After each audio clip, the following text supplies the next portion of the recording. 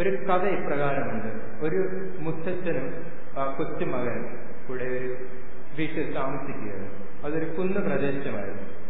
അവിടെ താമസിച്ചുകൊണ്ടിരുന്നപ്പോൾ ഈ കൊച്ചുമകൻ ശ്രദ്ധിച്ചൊരു കാര്യമുണ്ട്. തന്റെ മുത്തച്ഛൻ എല്ലാ ദിവസവും രാവിലെ എഴുന്നേറ്റ് ബൈബിൾ വായിക്കും, മുട്ടിന്മേൽ നിന്ന് ബൈബിൾ വായിക്കും.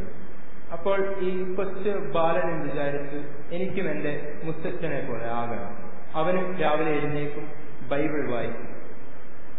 കുറെ ദിവസങ്ങൾ കഴിഞ്ഞുപോയി. എന്നാൽ ഒരു ദിവസം ഈ ബാലൻ തന്റെ മുത്തച്ഛന്റെ അടുത്ത് എന്ന് പറഞ്ഞു, ഞാൻ എന്നും ബൈബിൾ വായിക്കുന്നുണ്ട്, പക്ഷെ ഞാൻ ബൈബിൾ അടച്ചു വെക്കുമ്പോൾ തന്നെ ഞാൻ വായിച്ചതെല്ലാം മറന്നുപോകുന്നു. അപ്പോൾ മുത്തച്ഛൻ പറഞ്ഞു, നീ ഒരു കാര്യം ചെയ്യ്, അവിടെ മണ്ണൊക്കെ കോരുന്നതായ ഒരു കൊട്ടയുണ്ടായിരുന്നു. ആ കൊട്ട എടുത്ത് കൊടുത്തിട്ട് പറഞ്ഞു, നീ പോയി താഴത്തെ ആ അരുവിയിൽ നിന്ന് കുറച്ച് വെള്ളം കോരിക്കൊണ്ടുവരാം. അപ്പോൾ ഈ ബാലൻ പോയി, കൊട്ടയാണ്, മൺകൊട്ടയാണ്, ആ കൊട്ടയും കൊണ്ട് ചെന്നു വെള്ളം കോരി തിരിച്ചോടി മുത്തച്ഛന്റെ അടുത്ത് വന്നു. എന്നാൽ കൊട്ടയിൽ വെള്ളം കോരിയാൽ വെള്ളം അതിൽ നിൽക്കത്തില്ല എന്ന് നമുക്കറിയാം. അപ്പോൾ മുത്തച്ഛന്റെ അടുത്ത് വന്നപ്പോഴാണ് കുട്ടി കൊട്ടയിലേക്ക് നോക്കുന്നത്, അതിനകത്ത് വെള്ളമില്ല. അപ്പോൾ അവൻ തിരിച്ചോടി അരുവിയിലേക്ക്. അരുവിയിൽ ചെന്ന് വീണ്ടും വെള്ളം കോരി തിരിച്ചോടി വന്നു, അതിവേഗത്തിൽ ഓടി വന്നു. എന്നാൽ തിരിച്ചോടി മുത്തച്ഛന്റെ അടുത്ത് വന്നിട്ട് വീണ്ടും കൊട്ടയിൽ വെള്ളമില്ല. അപ്പോൾ ബാലൻ വളരെ നിരാശയുണ്ടായി. അവൻ മുത്തച്ഛനോട് പറഞ്ഞു, ഇത് സാധ്യമല്ല, എനിക്കൊരു ബക്കറ്റിൽ, ഞാൻ ബക്കറ്റിൽ പോയി വെള്ളം കോരിക്കൊണ്ടുവരാം. അപ്പോൾ മുത്തച്ഛൻ പറഞ്ഞു, എനിക്ക് ബക്കറ്റിലല്ല, എനിക്ക് കൊട്ടയിൽ വേണം വെള്ളം. അപ്പോൾ ഈ ചെറു ബാലൻ ഇറങ്ങി ഓടി മുത്തച്ഛൻ വീടിന്റെ പുറത്തേക്ക് വന്ന് നിന്ന് നോക്കി. താഴേക്ക് മകൻ ഓടി അരുവിയിലെത്തി. അരുവിയിലെത്തിയിട്ട് വെള്ളം കോരി വളരെ അതിവേഗത്തിൽ ഓടി തിരിച്ചു വന്നു. എന്നാൽ വെള്ളം അതിൽ നിന്നില്ല. നമുക്ക് എല്ലാവർക്കും അറിയാം, വെള്ളം അതിൽ നിൽക്കത്തില്ല. അപ്പോൾ ബാലൻ അവിടെ വന്ന് നിന്നു, കൊട്ടയൊക്കെ എടുത്ത് താഴേക്ക് എറിഞ്ഞു. എന്നിട്ട് പറഞ്ഞു, ഇത് നടക്കത്തില്ല, വെള്ളം ഇതിനകത്ത് കോരാൻ സാധിക്കത്തില്ല. അപ്പോൾ മുത്തച്ഛൻ പറഞ്ഞു, നീ ആ കൊട്ടയിലേക്കൊന്ന് നോക്കിക്കൂ. മണ്ണ് നിറഞ്ഞ ആ കൊട്ടയായിരുന്നു, എന്നാൽ ഇപ്പോൾ അത് മണ്ണ് മുഴുവൻ പോയി ശുദ്ധമായി തീർന്നു. ഇതാണ് നമ്മുടെ ജീവിതത്തിലും സംഭവിക്കുന്നത്. നാം നൊയമ്പിന്റെ വഴിയായി നാം ദൈവത്തിന്റെ അടുക്കലേക്ക് എത്തുമ്പോൾ നമ്മുടെ ജീവിതത്തിൽ, നമ്മുടെ ഉള്ളിന്റെ ഉള്ളിൽ ഒരു ചേഞ്ച്, ഒരു മാറ്റം ഉണ്ടാകുന്നു. അത് ദൈവത്തോട് അടുത്തതിന്റെ ഭാഗമായിട്ടാണ്. ഈ കൊട്ടയിൽ പുരണ്ട മണ്ണൊക്കെ മാറിപ്പോയ പോലെ നമ്മുടെ ഉള്ളിലെ അഴുക്കൊക്കെ മാറിപ്പോകും ഈ നൊയമ്പ് കൊണ്ട്. രണ്ടാമതായിട്ട് നാം ചിന്തിക്കാൻ ആഗ്രഹിക്കുന്നത് അതിന്റെ നൊയമ്പിന്റെ ജഡ്ജ്മെന്റൽ ആസ്പെക്ട്. എന്താണ് ജഡ്ജ്മെന്റൽ ആസ്പെക്ട് എന്ന് പറയുന്നത്? മറ്റുള്ളവരെ വിധിക്കുക എന്നാണ് ജഡ്ജ്മെന്റ് എന്ന് പറയുമ്പോൾ നാം പെട്ടെന്ന് നമ്മുടെ മനസ്സിൽ വരുന്നു. എന്നാൽ കഴിഞ്ഞ ആഴ്ച അച്ഛൻ വളരെ ലളിതമായ ഭാഷയിൽ നമുക്ക് പറഞ്ഞു തന്നു. ജഡ്ജ്മെന്റ്, പൗലോസിന്റെ ലേഖനത്തിൽ കൂടെ അച്ഛൻ പറഞ്ഞു തന്നു, നൊയമ്പെന്ന് പറയുന്നത് നാം മറ്റുള്ളവരെ വിധിക്കുവാൻ ഉപയോഗിക്കുന്നതല്ല, നാം നമ്മെ തന്നെ വിധിക്കുവാൻ വേണ്ടി ഉപയോഗിക്കുന്ന ഒരു ഉപകരണമാണ്. സങ്കീർത്തനക്കാരൻ ഇപ്രകാരം പറഞ്ഞു, പ്രാർത്ഥിച്ചു, പറയുകയല്ലായിരുന്നു, പ്രാർത്ഥിക്കുകയാണ്, ദൈവമേ നീ എന്നെ ചോദന ചെയ്ത് അറിയണം, എന്നിൽ കുറവുകളുണ്ടോ എന്ന് നീ അറിയണം. നമുക്കൊരു രോഗം വന്നാൽ നാം എന്താണ് ചെയ്യുന്നത്? ഒരു ഡോക്ടറിന്റെ അടുത്തേക്ക് പോകും. എന്നാൽ ഡോക്ടറിന്റെ അടുത്ത് ചെല്ലുമ്പോൾ ഡോക്ടർ കയറി വരുന്ന ആളെ നോക്കുന്നു. വെള്ളക്കത്തും കറുത്ത പാൻറ്റുമാണ് ഇട്ടുകൊണ്ട് വന്നത്, അതുകൊണ്ട് 5 വെള്ള മരുന്ന്, 6 കറുത്ത മരുന്ന്, അങ്ങനെയാണ് നമുക്ക് കൊടുക്കുന്നത്. അങ്ങനെ കൊടുത്താൽ രോഗം പോകുകയില്ല, വേറെ പലതുമാണ് പോകുന്നത്.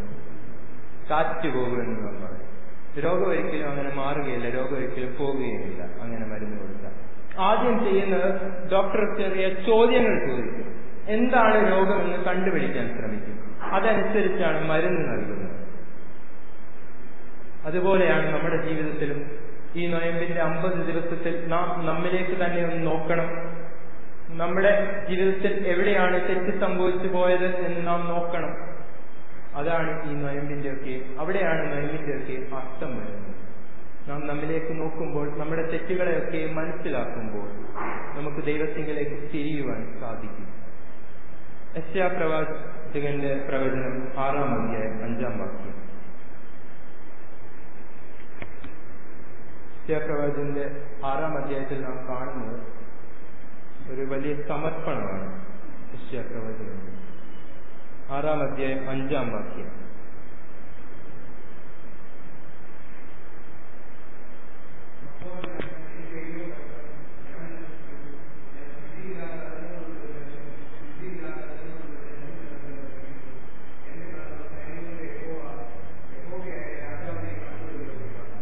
ഞാൻ ശുദ്ധിയില്ലാത്ത അധരങ്ങൾ ഉള്ളൊരു മനുഷ്യൻ.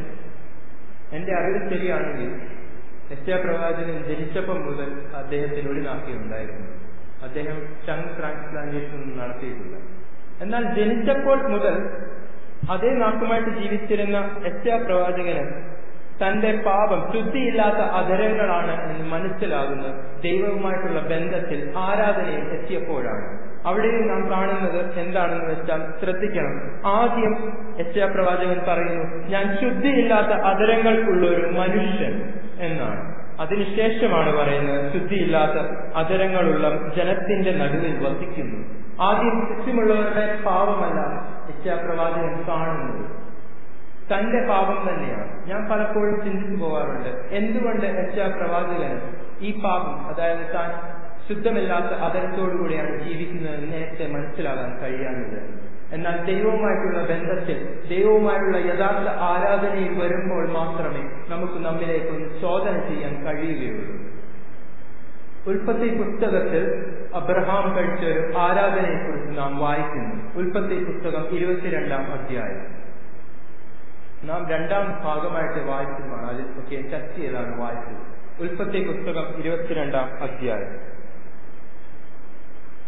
അവിടെ ദൈവം എബ്രഹാമിനെ പരീക്ഷിക്കുവാൻ വേണ്ടി ചോദിക്കുകയാണ്, നിന്റെ മകനായ ഇസ്ഹാക്കിനെ എനിക്ക് യാഗം കഴിക്കുക. ഉൽപ്പത്തി പുസ്തകം 22-ന്റെ 5-ാം വാക്യം.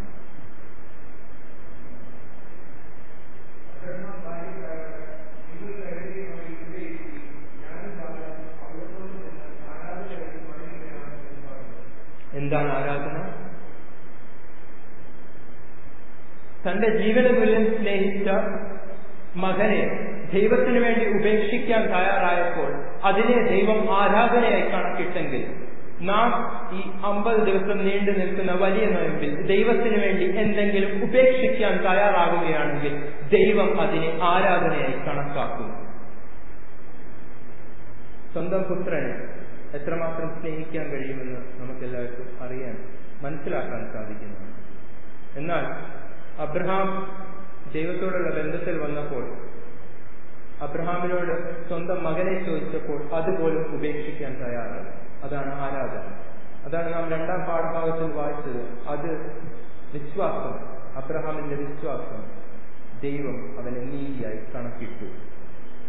എന്നാൽ നാം ചിന്തിക്കേണ്ട ഒരു കാര്യമുണ്ട്, നമുക്കിത് സാധിക്കുന്നുണ്ടോ? നോയമ്പിൽ കൂടെ നമുക്ക് നമ്മിലേക്ക് തന്നെ നോക്കുവാൻ കഴിയുന്നുണ്ടോ എന്ന്. നമ്മുടെ തെറ്റുകളെ നമുക്ക് മനസ്സിലാക്കാൻ സാധിക്കുന്നുണ്ടോ?